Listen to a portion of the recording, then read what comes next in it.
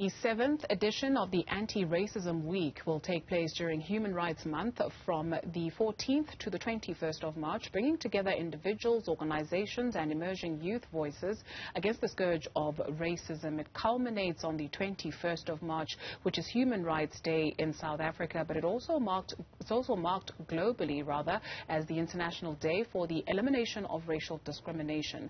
We are now joined by the Ahmed Kathrada Foundation's Anti-Racism Manager, that's Rethabile Ratsomo. Thank you very much, Rethabile. It must have been an exhausting day. You held an event today to actually launch this week. Maybe just give us a debrief in terms of the turnouts. Were you satisfied with what it is that you were trying to achieve? Yes, thank you. We had our launch of our Anti-Racism Week today. We started off at the Pelindaba Cemetery with about 150 youth being there, being active.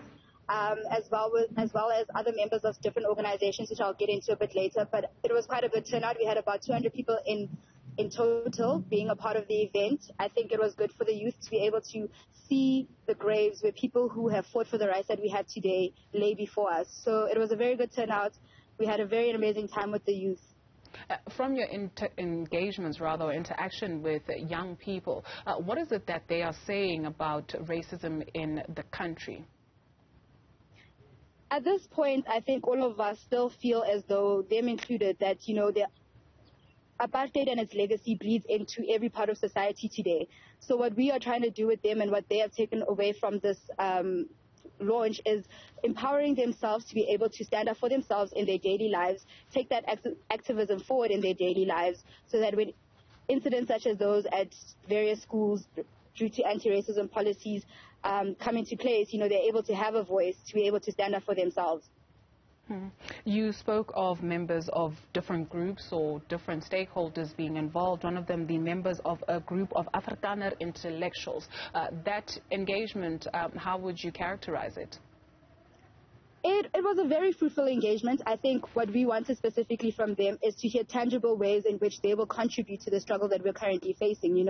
It's all good and well for them to release a statement and denounce the fact that apartheid was not a crime against humanity. But what we need to see is them working together with us to denounce the racist structures that exist today. They're very keen to be able to do that. I think members of the organization are already part of that. We had Mr. Baron Lachransi as part of us, and he's been doing work in Senegal, and for themselves they are looking forward to opportunities where they can take that kind of work forward, especially at grassroots levels within communities, to get communities to work together to kind of attack these issues.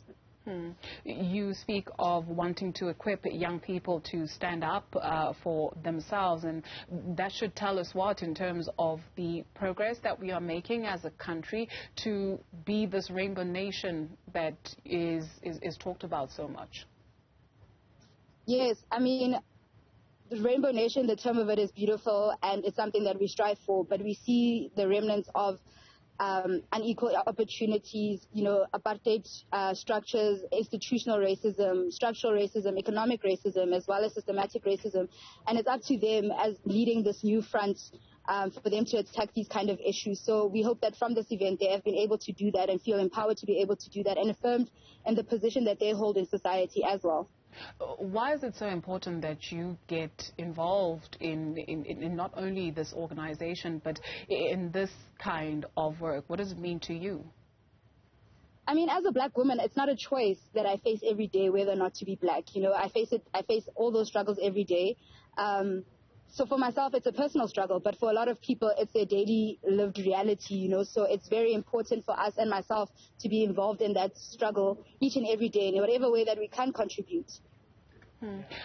What does South Africa look like to you? Let's maybe give it a time frame and say 10 years from now.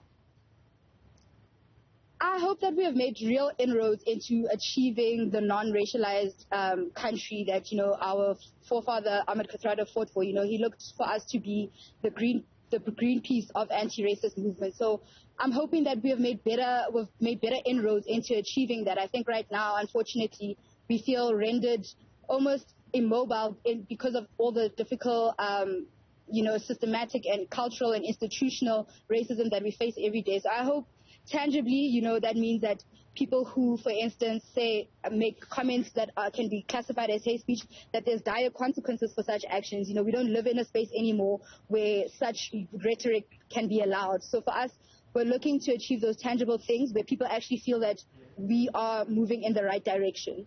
Why Pelindaba Cemetery? I think for us, it's an important national monument. I think it's a reminder to young people that people were demonized and killed only on the basis of their color. You know, I think it's important to remind non-white South African youth today that, look, these are the people that fought before you, who sacrificed themselves through their lives in order to peacefully protest against oppressive past laws. So it's a reminder to them to carry on that baton, you know, to ensure that the struggle continues and that all gains at all costs for it to be done. Rethabile Ratsomo is an anti-racism manager at the Ahmed Kathrada Foundation. Thank you very much for availing yourself this afternoon.